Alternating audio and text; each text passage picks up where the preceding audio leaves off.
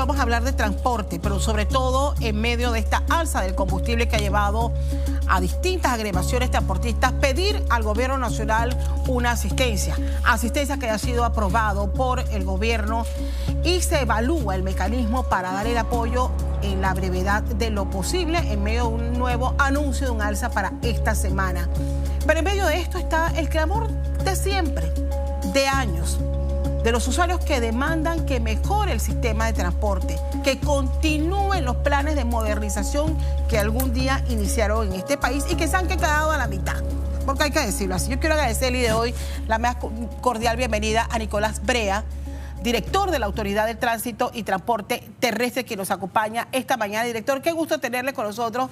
Bienvenido. ¿Después cuántos años teníamos? 12 años de vacaciones. 12 años, creo que fue la última vez que lo entrevistábamos. Sí, usted ya formó parte de la ATT y conoce muy bien. Sí. Quiero empezar por lo actual. Después vamos desmenuzando el reto que usted tiene ahora como director. Sí, gracias por esa bienvenida, Castalia. Ciertamente, el alza del combustible incide en los factores de costo de operación de los transportistas. Eso influye inclusive en el transporte privado. Entonces, el gobierno ha decidido generar un diálogo, una mesa de diálogo entre los gremios transportistas y la parte acá gubernamental, tendiente a lograr un alivio a los transportistas para que eso sea beneficiado o se vea directamente beneficiado a los usuarios. La política es evitar que al usuario se le traslade el costo del alza del combustible y se mantengan los pasajes como está fijado en las listas. ¿Qué se ha aprobado hasta este momento? Bueno, hemos estado en una mesa de diálogo liderizada por la ministra de Gobierno, está la viceministra de Economía, está la ATT, y hemos estado levantando la data para precisamente realizar, o si se llega a tomar una decisión de algún tipo de subsidio y otras medidas, el subsidio sea lo más responsable. En este caso tenemos, Castalia, que tener en cuenta que se trata de fondos públicos y los fondos públicos se deben manejar con responsabilidad y con transparencia sobre todo. Entonces estamos buscando quizás el procedimiento, la forma más efectiva de que ese subsidio le llegue al usuario, sea cuantificable y que sea calculable y no tomar una decisión a la ligera ni que traiga un deterioro en las finanzas públicas. ¿La fórmula sería congelar el precio del combustible para ese sector? Sí, hay varias opciones que están en la mesa de negociación y la lideriza la ministra de Gobierno. Pudiéramos estar hoy en un día bastante decisivo. Pero mire, yo creo que ambas partes, tanto el gobierno como el sector transporte, hemos sido bastante responsables y los transportistas están haciendo su parte, están esperando nuestra respuesta, han dado mucha información y creo que es el camino correcto. Mira, son medidas que son tomadas no de manera popular, sino de una manera real, científica, de una manera exacta, que el dinero pues no se malgaste. Ahora bien, la capacidad de decisión depende mucho de la variabilidad de los precios. Se hizo esta solicitud en medio de un primer alza.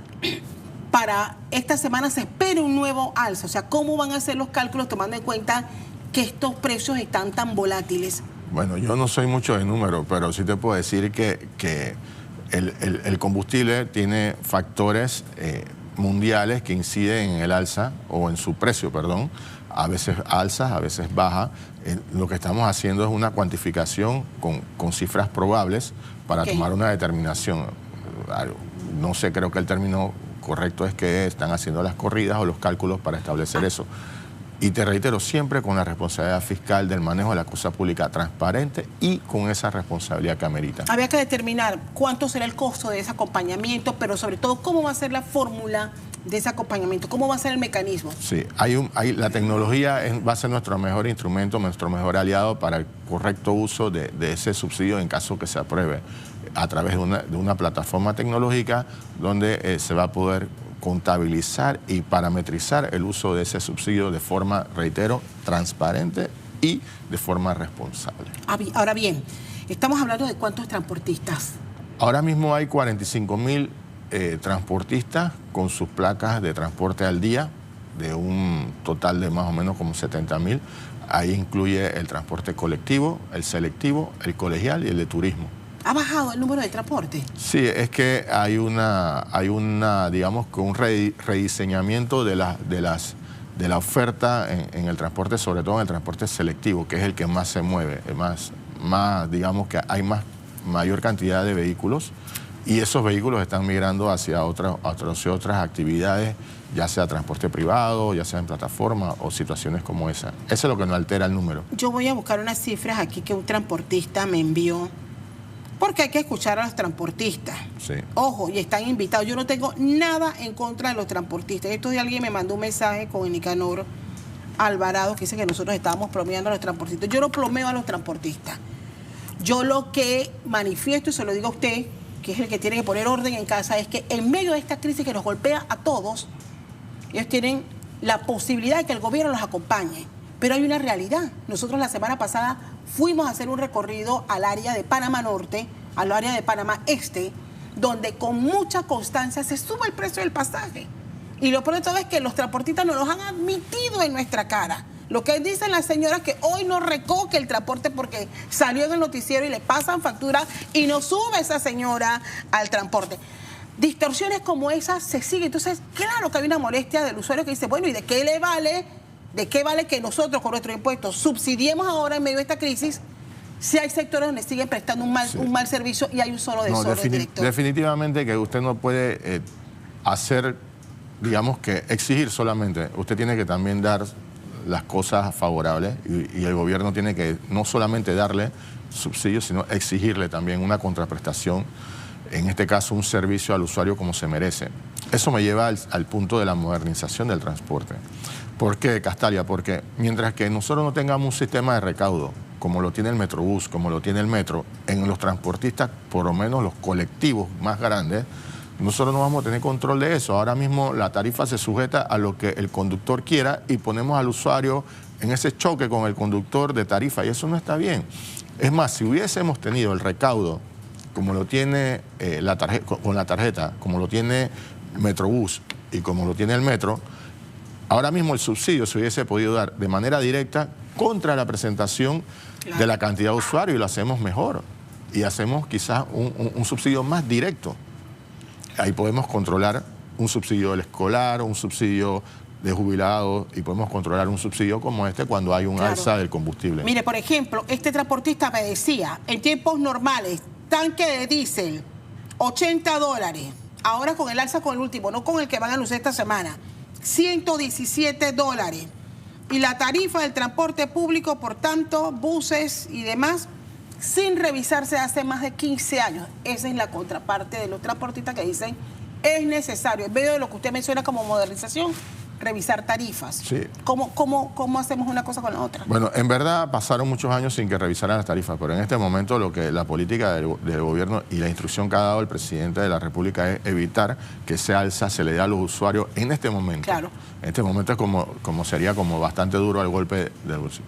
Pero en algún momento, pasada esta crisis en el Medio Oriente, y esperemos que sea pronto, vamos a tener que encaminar a la revisión de las tarifas, pero también tiene que venir con un contrapeso.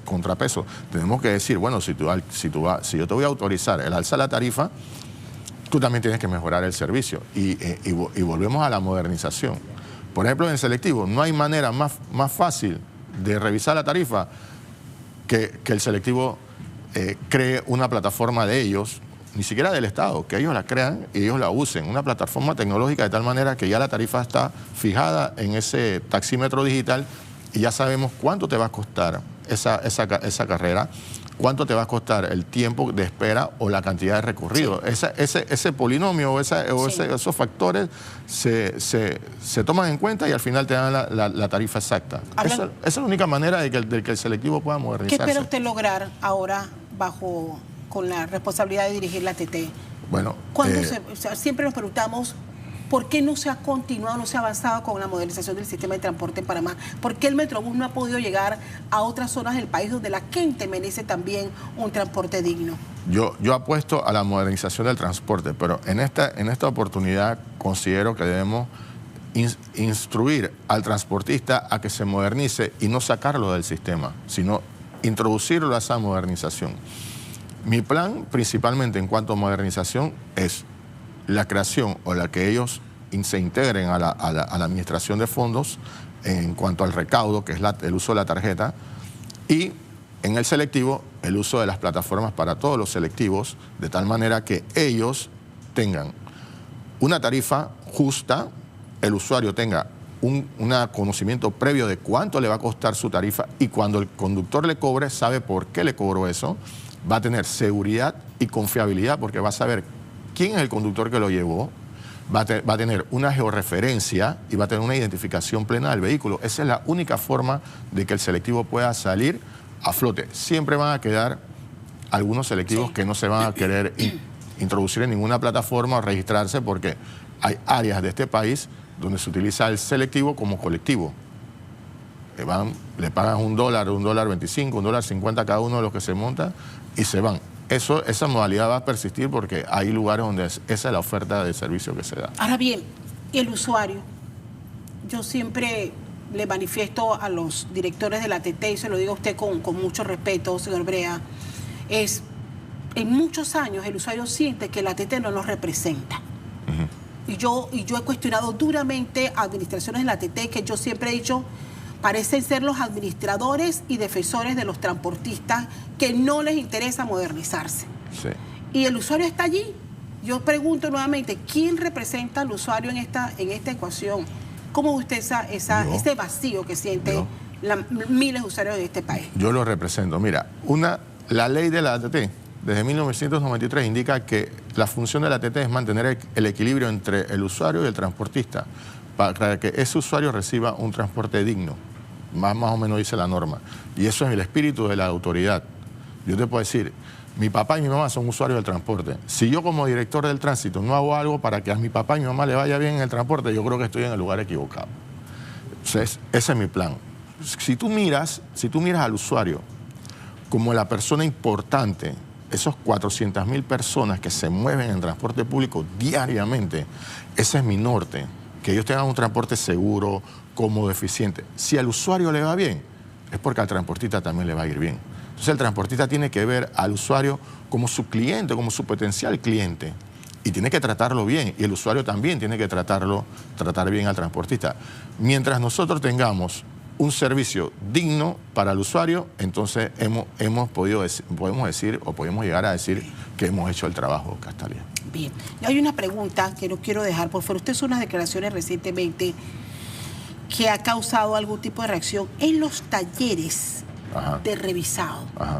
¿Qué cosas puntualmente se están haciendo para poder poner orden también en este tipo de negocios? Mira, tengo una reunión pendiente con el gremio de talleres, incluyendo también con las grúas. En la ATT somos muy dados a la informalidad, consuetudinariamente.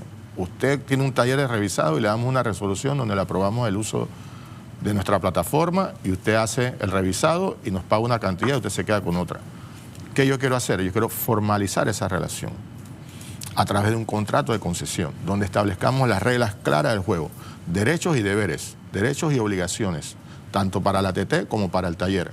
Una relación más formal te permite no solamente una fiscalización más correcta, sino también le permite al taller, con ese documento, decirle a un banco, oiga, financiame mi taller, las mejoras a mi taller, porque tengo un documento que la ATT me está dando esta concesión por 20 años y no como se está dando ahora, que es una resolución. Es más, yo puedo mañana agarrar y hacer una resolución donde dejo sin efecto todas las demás. Eso no es seguridad jurídica. Creo que la modernización de los talleres va a través de un contrato de concesión administrativa donde ellos tengan la formalidad y donde yo pueda exigirles más control y ellos tengan un beneficio económico a largo plazo. Sí, hablando de talleres y de revisados, hay quejas porque no hay placa. Sé que no es su responsabilidad lo de la placa, pero ¿qué comunicación hay con las autoridades municipales para ver esto cuando se resuelve? Bueno, en el día de ayer se hicieron unas entregas parciales para aquellas placas de primer ingreso. Placas de primer ingreso significa aquellos vehículos que entraron o se registraron por primera vez en el parque vehicular. Generalmente estamos hablando de un promedio, ojo, Castalia, 5.000 vehículos nuevos por mes. Dios.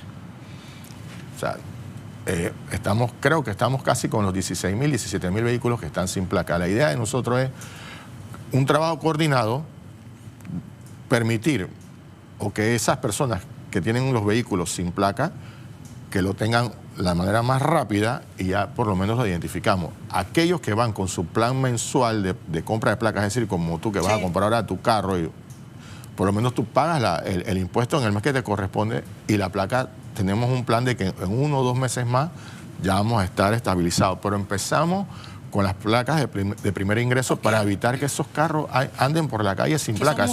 ¿Cuántos? 16.000 más o menos. Que están sin placa en ese momento. Y entonces hay 16.000 vehículos nuevos sin placa y el usuario que tiene la placa se la quita y se aprovecha de eso y anda por ahí sin placa, y eso es un problema tanto para la seguridad de tráfico como para la seguridad nacional. Señor director, le agradezco muchísimo la visita. Gracias. Hay muchos temas que seguir abordando. Le damos seguimiento a los esfuerzos y la presentación del plan de modernización del sistema y bueno, vamos a ver cuánto va a ser el alza del combustible que se debe anunciar esta semana. Bienvenido siempre. Gracias, Castalia. Hasta luego. Joanny.